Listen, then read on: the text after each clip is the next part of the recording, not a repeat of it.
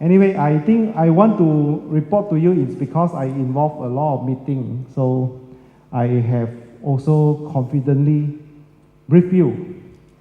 In fact, the reformation is very serious attitude by the government. So every minister, including the Minister of Commerce, they are under great pressure by the Prime Minister.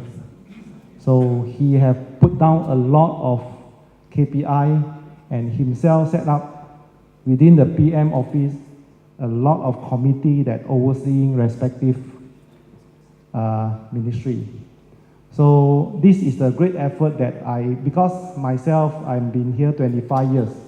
I think a lot of you may say that, yeah, I think sama is all the same things anyway, right? But to clear your doubt, in fact, the government under this new mandate, of course, is to be fair to them, it's not even a year yet, right? So you must give them a time to really to do some planning and reformation, but they are very serious.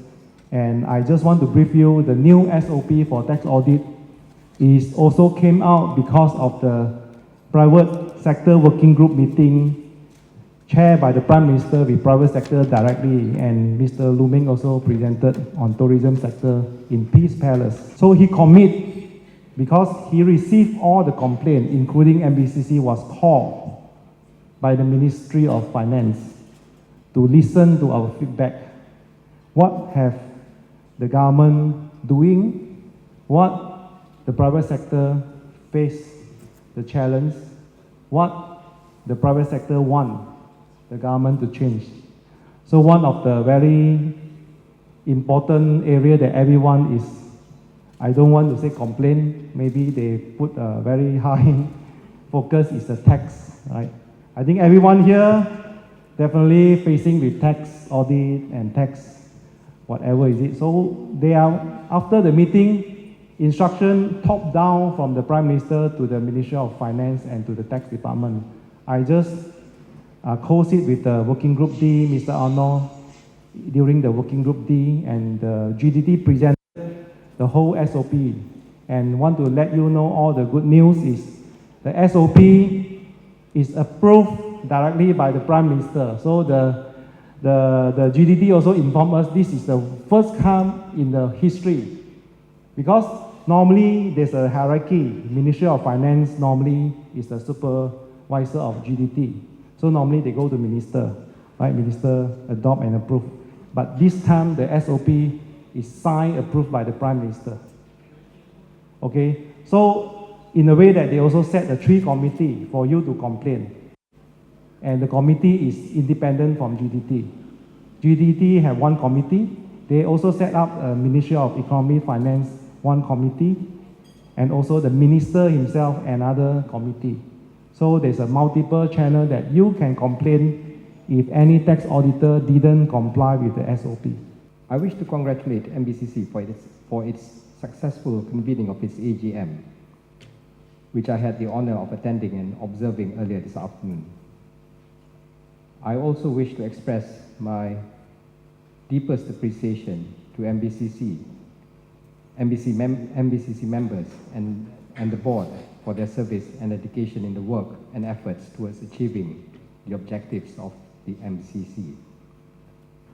I am both very humbled and proud to be in the presence of highly successful, prominent, and driven group of individuals. As the ambassador of Malaysia to the Kingdom of Cambodia, I am of course primarily entrusted by the government of Malaysia to further strengthen the already strong bilateral relations between Malaysia and Cambodia.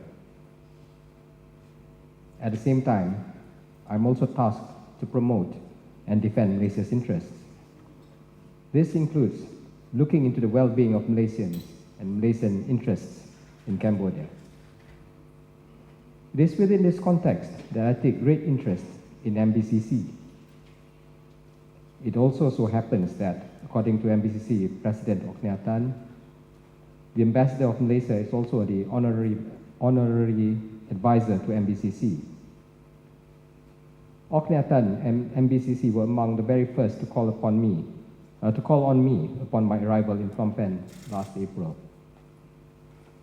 But my very initial introduction to MBCC was a bit earlier, when I was still in Putrajaya, when Mr. Mohan came to see me at Wisma Putra to share with me some brief introductory information about MBCC.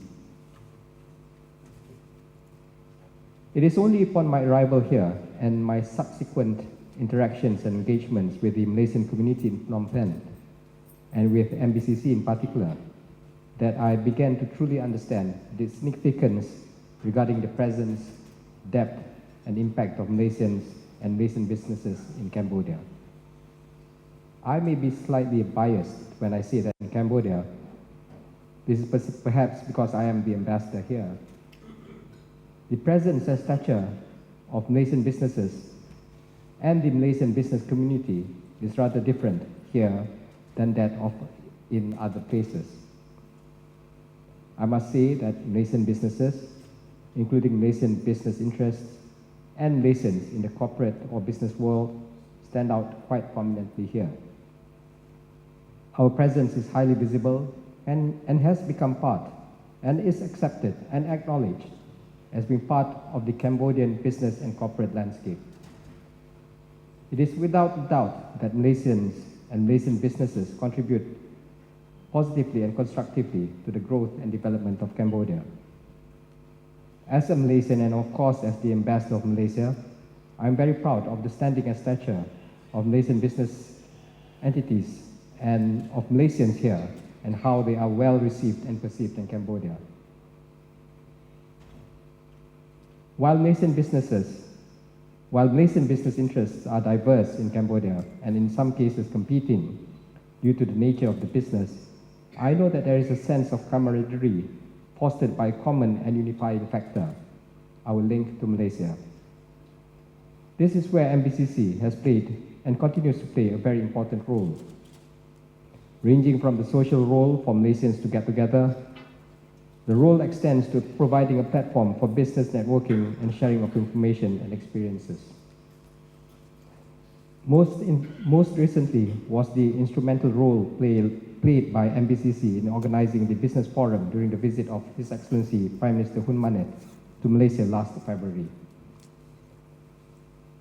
At the same time, I believe that there are still many trade and investment opportunities to be explored. I'm also heartened to know that Malaysian businesses here have continuously and generously contributed or given back to Cambodian society through their respective and individual CSR initiatives or programs. MBCC in particular, among its many CSR initiatives, have contributed generously towards education and mining.